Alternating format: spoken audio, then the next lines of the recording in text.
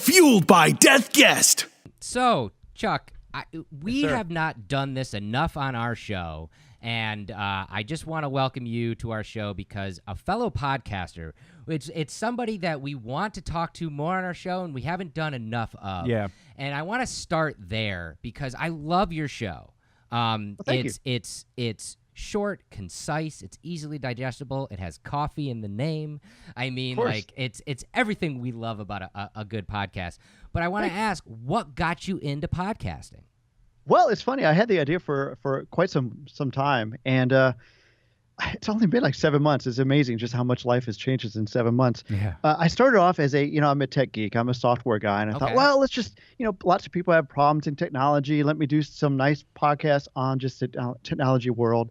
And it was going okay, but there was something missing. And I just remember going on vacation with my wife, and I was talking about it. She said, well, it's an online coffee break. You can talk about whatever you want. And I thought, well, same thing as you believe it, Jeff. I thought, wow, I really like to talk to this one astronaut I know. There's Dr. Story Musgrave. And I thought, well, let me just reach out to him. I reached out to him, and literally 15 minutes after I reached out to him, he said, oh, yeah, I'll do it. And Awesome. then I got back from, just a few days later from vacation. I had his scheduled. And then I got an email from astronaut Scott Kelly's agent. And they're like, he can do it in 2 hours. I was like, okay. Wow. So all of a sudden I had 2 astronauts, and just the rest is history. I just started reaching out and said, the way I viewed it is I want to reach people that I would want their autograph. Yeah. People who have really changed the world, and I might not be able to meet them and physically get their autograph, but I can have the next best thing. I can have a conversation with them and then share that with the world. So that's kind of what got me into it. So what kind of direction do your questions go for somebody like an astronaut? Well, being a fan of space, I always want to know, what is it like? When you go from gravity on Earth to zero G, a lot of people get sick. And I didn't realize that a lot more astronauts get sick than I thought. I thought these are tough people. They get up there, they're fine, no worries. But even veteran astronauts can have a moment where they all of a sudden get nauseous up there. And I thought, wow, that's kind of neat. So I love that. And then just looking down, it's got to be a different perspective, right? You're up above the Earth, looking down, see how small everything is that we make such a big deal of in our everyday life. Yeah. And it's just the beauty of it. So that's what amazes me. So knowing all that, would you shoot yourself into space if you had a chance? Oh my gosh, I'd be the first one there. Absolutely. Absolutely. That's great. And you've talked to some musicians on your show. You've talked to, some astronauts, like you said, some scientific people. Like, in fact, just on a recent one, you talked to a guy directly involved with the Opportunity rover on Mars. Talking Dr. about, Jim Rice. I listened to that episode, and he was talking about how, right now there is a sandstorm on Mars, and so Opportunity is in basically a sleep mode. And but they're trying to get data back from it, and he's talking about how they're trying to contact it like just the day before. Like, does that blow your mind that like 7 months ago you didn't have this podcast, and now you have a podcast where you're talking to people who are literally manipulating things on other planets? It's amazing. Yeah, who'd have thought? You get to this point, and you got that too with the guests you guys have. It's amazing. And then just yesterday, oh my gosh, I talked to Andy Weir, the writer of the Martian. Yeah. And it was just, again, I'm a software guy. He's a software guy, and then he went into this totally different career, and I just love it. So yeah, it's just, the people are amazing, and then the people who are actually making positive change for the world in some ways, like controlling a rover on Mars. That to me just blows me away. So I can't believe it. I pinch myself, but doesn't seem true. It's awesome. And that's why we try to talk about podcasting more. And again, I thank you so much for being on our show, because I really want to put, podcasting out there more into the world. Somebody that I respect a lot is Kevin Smith, and Kevin Smith has an adage that, if you want to do something, go do it. Just that, that's it. That's the end of the sentence. Don't hold back. And you're a testament to that, because, like you said, 7 months ago, you were like thinking of this idea, and you were like, instead of mulling it over, you're like, I'm just going to do this. I'm going to reach out. I'm going to see where it goes. And now 7 months in, you've got already an array of guests that are impressive. Any white whales on the radar there? Anybody that you would love to get that you haven't gotten yet? Wow.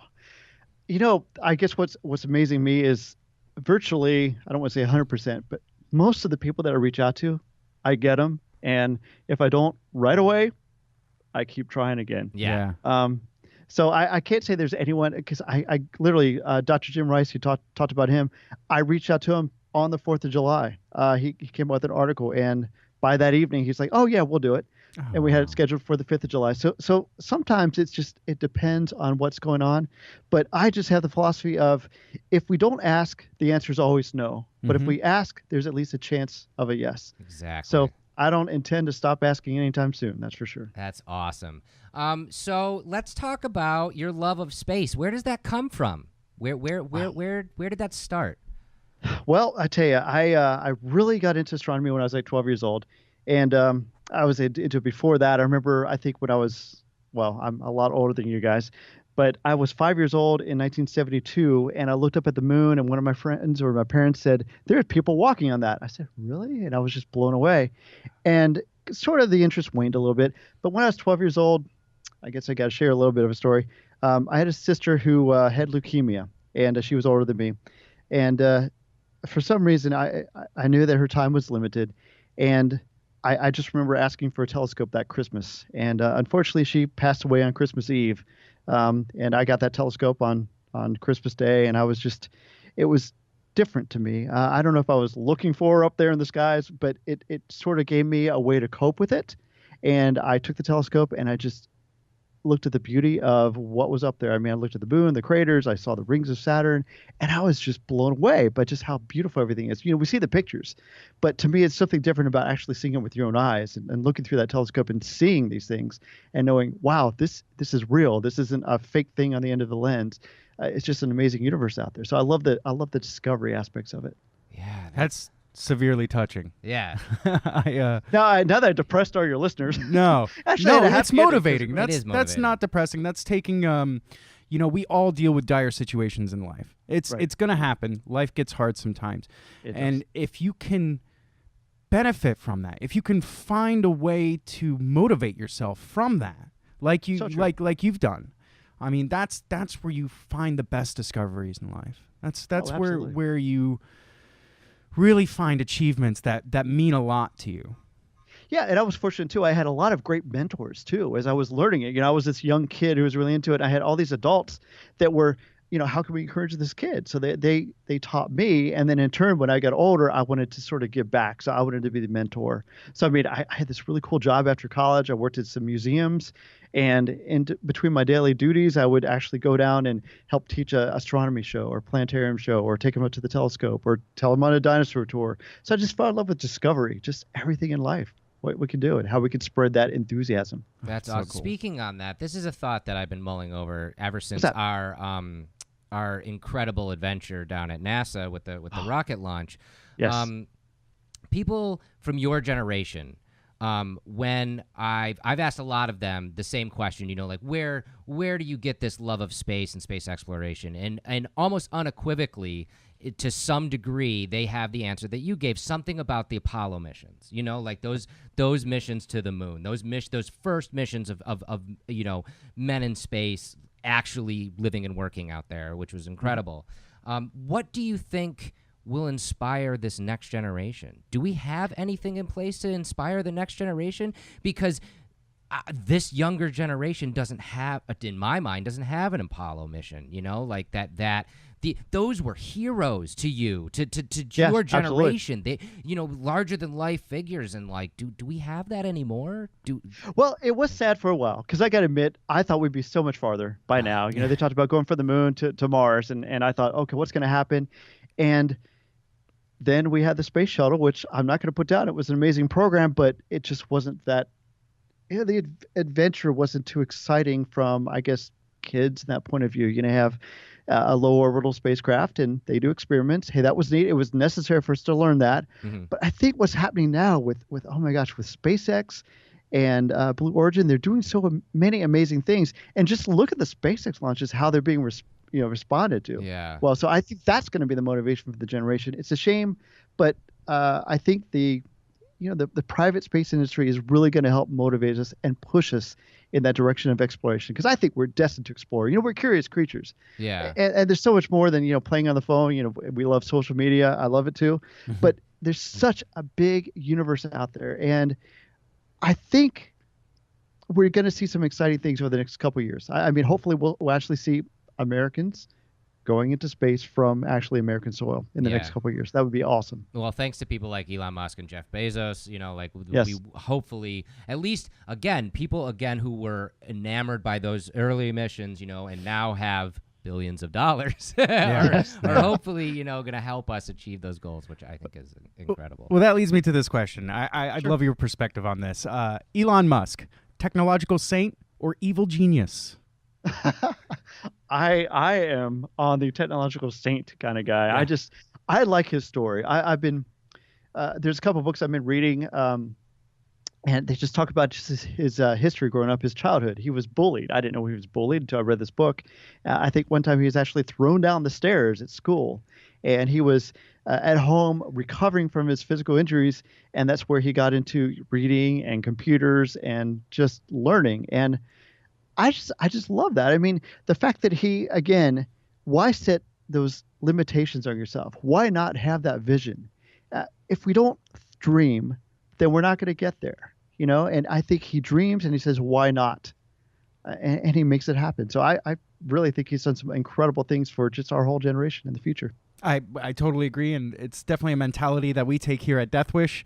Awesome. We're always coming up with crazy ideas. Yeah. And it seems impossible. And it's like, how, why? And it's why not? Let's go for it. Just because nobody has done it before. That's pioneering. Mm-hmm. Yes, it is. That's what it's all about, being a human. That's pretty absolutely cool. Going back to your background, I'm very curious as your love of space, your love of all that, but you also have mentioned that you are in software. Can you speak a little bit about that, like how you got into that field? Because that's a very innovative and interesting field as well. It is fun. I think it goes back to the discovery too. When I went to college, not to bore you to death, but I actually went into the marketing field and really liked that field. But it was in the late 90s, and I worked for a pretty large bank. And this is where websites were coming along for the first time. Believe it or not. Right. Yeah. I remember on the news, like newscasters being like, "What is a website?" Exactly. Exactly. And our CEO was too. And he looked at me, and I was the director of marketing. He said, "Marketing, get us a website." I said, "Okay." So we were paying some company this outrageous fee to do our website and to update it each month. And I thought, there's got to be a way we could do this ourselves. So I started teaching myself HTML and just fell in love with it.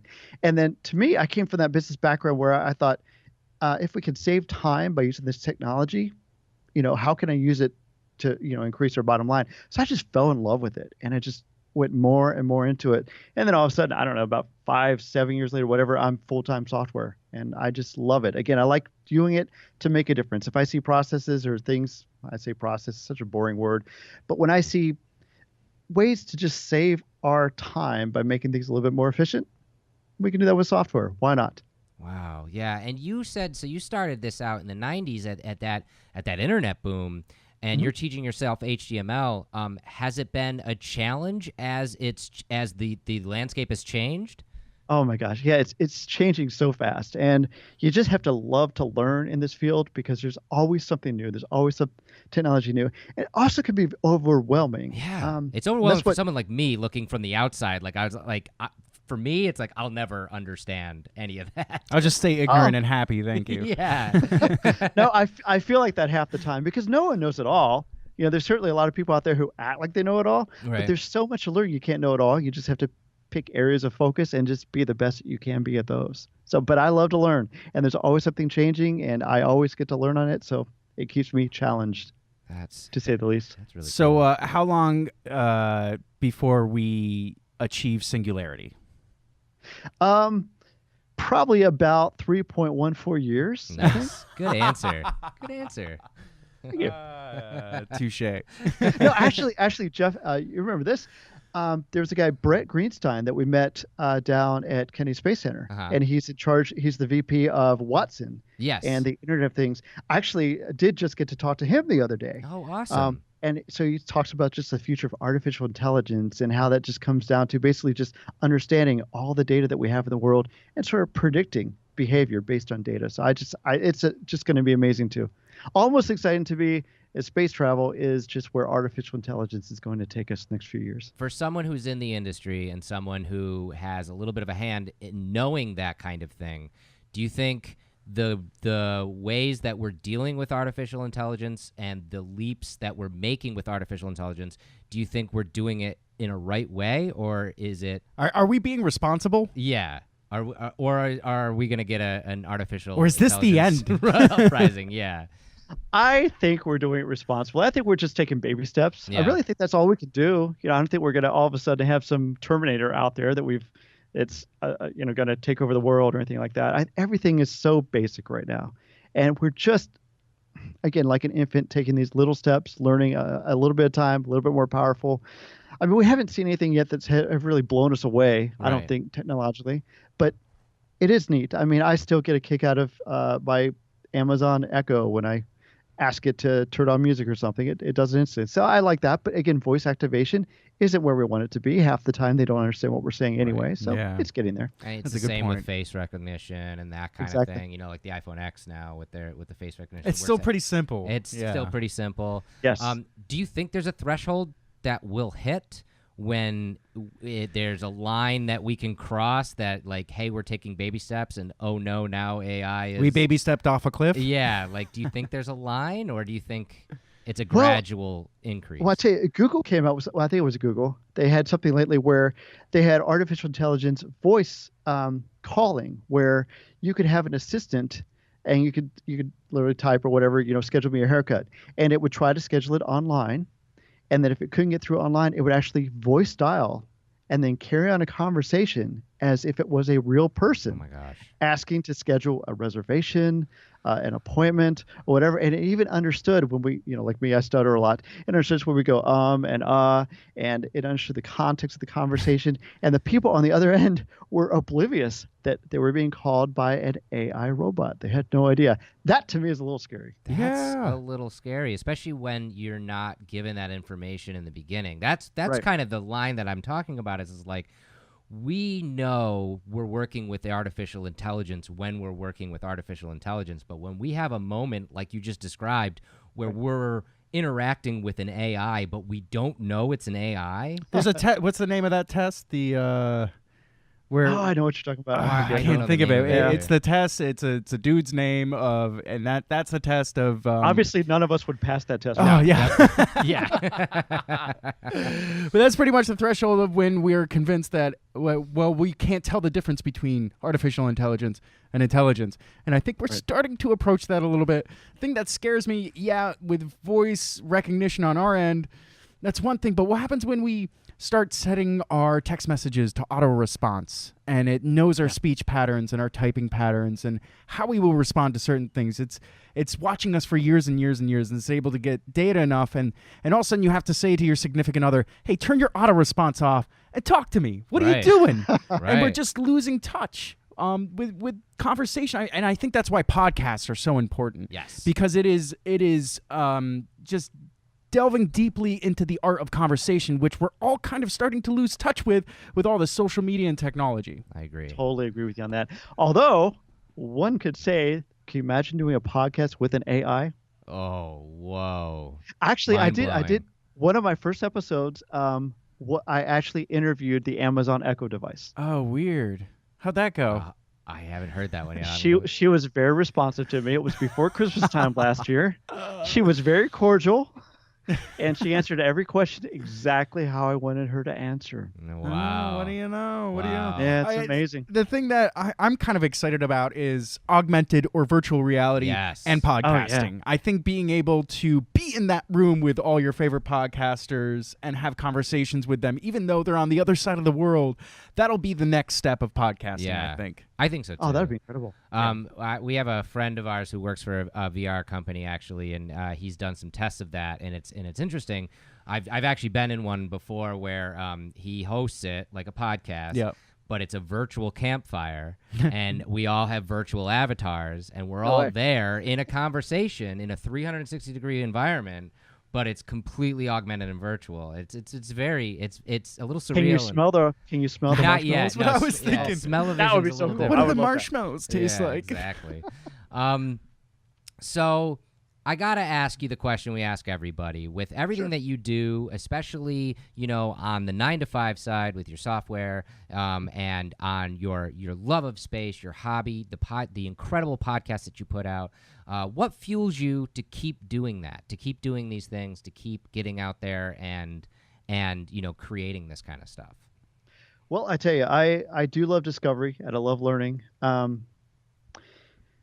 would say when I wake up in the morning, what fuels me is that I just want to experience whatever I can that day. I mean, I'm a big nature lover too. I've got to backcountry camping lately too, and I love getting out in nature, whether it's to view the stars or just hiking through the woods. To me, don't want to offend anybody, but I just feel, one with God, one with nature. It motivates me. It's like, what can I do to make an impact and do what's really important in life, and cut out all the clutter and just focus on what's important. Of course, it comes down to, my family. But again, I think it comes down to family and just discovery and just seeing that there's so much in this world to discover and explore. We just need to do it, and stop holding back and stop giving ourselves those man-made barriers where we're like, no, I can't do that. You stop saying can't and just do it and plunge forward and just seeing you never know what's going to open up, like doors to go to NASA and meet you and see coffee go into space. It's amazing. Yeah. Awesome. Very cool. Just finally back on the podcast side, outside of your awesome show, what are do you have other favorite shows that you listen to on the regular? Wow. Well, let's see. I've definitely been listening to you. I've been, this is going to taint it. I have been listening to the NASA podcast. I also have a good friend of mine does a Lost in Space podcast. About the show or just about? It actually, he goes back and he does, it's late August, Lost in Space podcast. They actually started with the original classic series, and each episode 1, 2, is based on the actual original series. Excellent. And they analyze each episode. For geeks, it's really awesome if you love Lost in Space. And that's what brought us together is, one of my favorite interviews you mentioned was talking with Netflix this year. I got to talk to the executive producers before Lost in Space came out. Wow. I love the reboot, and I do love sci-fi, and I thought that was so cool. So I do like listening to that episode as well. As full disclosure, as a space and science nerd as I am, with the reboot, I went into it angry. I was like, I'm going to hate this because it's not going to be my Lost in Space, this isn't going to be, they're going to CGI it up and all that stuff. I was pleasantly surprised with that new series. Yeah. I went in it going, I'm not going to like this. And I left it being like, I can't wait for season 2. See, I thought the same thing too. Yeah. I thought they did it was really well done. Did you see all 10 episodes? Yes, yeah. They changed some stuff up. They gave you some twists and turns for like that you're not expecting if you're a fan of the original series. And you got the line. You got the line, Danger Will Robinson. Yes, you did. I was just waiting for it the whole time. He's that was so cool, wasn't it? He's going to say it. I know he is. Yes. That was a great show. They did a great job. But see, stuff like that, it just it makes life more fun. Why not? Just have a little fun with science fiction. It's awesome. That's awesome. Speaking of science fiction, very important question here, Chuck. Yes. Very, very important. Okay. Star Trek or Star Wars? Oh, man. Huh. You got to pick one. None of this, That's not true. You don't have to pick one. You have to pick one. You don't. No bullshit. All right. Well, I'll geek out with you. It's really a tough decision because I literally just read about the Star Wars opening up in Disney World coming up, and that looks really cool. Mm-hmm. Probably, I have to say Star Trek, just because I was there first. It was there with me in the original, and that's what probably got me interested in Star Wars. So it came first. I thought it was truly innovative. I do love the original series. I don't know. One of my, heroes was Captain Kirk and Mr. Spock. I just think they're awesome. One of the manliest men ever to roam the cosmos was Captain Kirk. Absolutely. Dustin's bringing this up just to piss me off because I could tell. I mean, I am a Star Wars nerd, but I constantly tell people that this is not an argument. It really isn't. Star Wars and Star Trek are not an argument. Star Wars is fantasy. Star Trek is science fiction. And you can love them both. I personally love them both. Captain Kirk, Captain Picard, some of my heroes as well, just like Han Solo and Boba Fett. There's enough love in the world to go around. It's such a cop-out. Exactly. You got to pick a side. It's us versus them. Oh, my gosh. Chuck, I can't thank you enough for being on our show today. And finally, for our listeners and viewers, can you just run down where the best way to find your show and the best way to maybe find you on social media as well? Sure, sounds great. Our website is onlinecoffeebreak.com. Please feel free to go there. We're also pretty heavily promoting on Instagram, so that's instagram.com/onlinecoffeebreak. I'm there as well. I actually have a pretty good following in the software world on LinkedIn. So just search under Chuck Fields on LinkedIn. You'll find me there. Excellent. I'll put all those links in the show as well. And I hope all of our listeners become your listeners, because your show is really a lot of fun to listen to. And I can't wait to see. Thank you. I can't wait to see the next batch of guests you're going to get, because I'm sure they're going to be great. I can't wait. Thank you, good gentlemen. Really appreciate it. Yeah, man. Awesome. Cheers.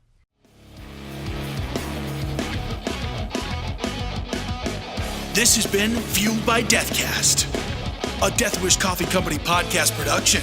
Thanks for listening.